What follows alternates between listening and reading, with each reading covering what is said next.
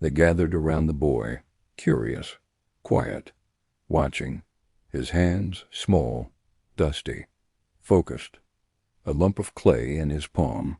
Shape by shape, he formed a bird. Wings, eyes, beak. It looked real.